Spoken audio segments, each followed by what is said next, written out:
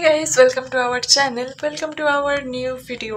আজকে ফাইনালি আমরা যাচ্ছি একটা বিয়ে বাড়িতে, মানে সরি রিসেপশনে।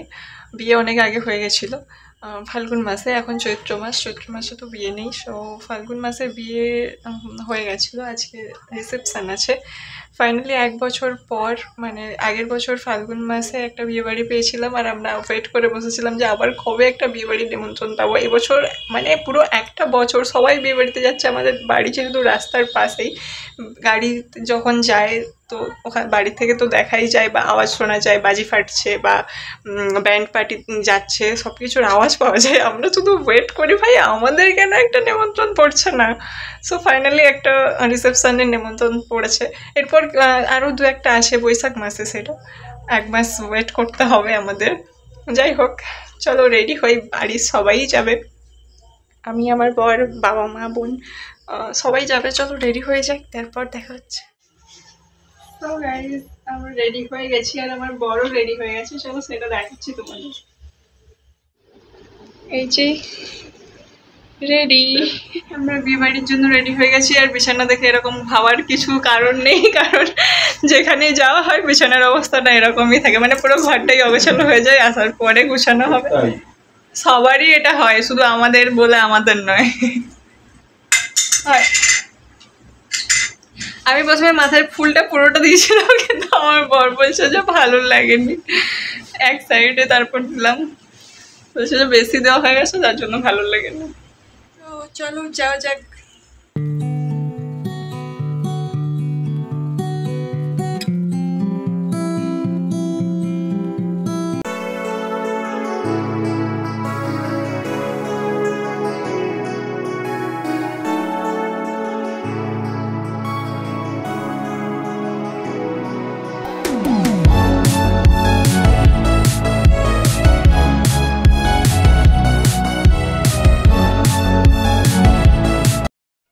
এই যে আমাদের ব্রাইড আর ব্রুম, মানে বর আর কনে, আর বাবা এখানে গিয়েছিল গিফট দেওয়ার জন্য।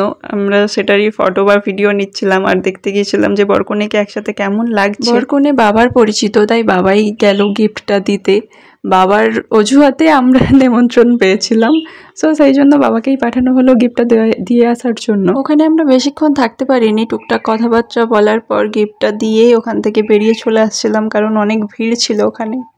ওখানে কিছুক্ষণ থেকে ফটো তুলে আরও কিছু চেনা পরিচিত মানুষদের সাথে দেখা হয়েছিল, তাদের সাথে কথা বলেই আমরা মেন কোর্সে চলে আসছিলাম, কারণ আমাদের ওখানে পৌঁছতে অনেকটাই রাত হয়ে গেছিলো, যার কারণে আর স্টার্টার আইটেম টেস্ট করার টাইম পাইনি। আর এই যে দেখো, এখানে প্রথমেই খাবার দেওয়ার আগেই হজমোলা দিয়েছে, যাতে বাড়ি থেকে যা খেয়ে গেছি সেগুলো আগে হজম করে নিতে পারি। তারপর দিয়েছে স্যালাড, বেগুনি, ফ্রাইড রাইস, চানা পনির। এগুলো পেয়েই খুশি খুশি খাওয়া শুরু করে দিয়েছি। আমরা খেতে বসে চারিদিকটা ভালো করে দেখে নিচ্ছিলাম যে কেউ আমার খাওয়ার দিকে নজর দিচ্ছে না তো।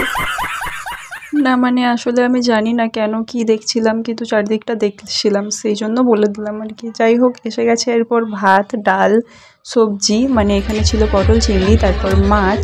এগুলো ঝটপট খেয়ে নেওয়ার পরেই চলে এলো চিকেন। তারপর শেষ পাতে ছিল চাটনি, পায়েস, যেটা আমার অসাধারণ লেগেছে। তারপরেই ছিল মিষ্টি, তারপর ছিল পাঁপড়, শেষে ছিল একটা কিউট দেখতে আইসক্রিম। এগুলোই ছিল মেন কোর্সের টোটাল আইটেম। জমিয়ে খাওয়া দাওয়া করেছি, বিয়ে বাড়ি মানে তো এটাই, জমিয়ে খাওয়া দাওয়া, সাজগোজ আর একটু কেক মেরে ভিডিও বানানো। সো ভিডিওটা এই পর্যন্তই। ভালো লেগে থাকলে লাইক, কমেন্ট, শেয়ার এবং চ্যানেলটা সাবস্ক্রাইব করে দিও। বাই।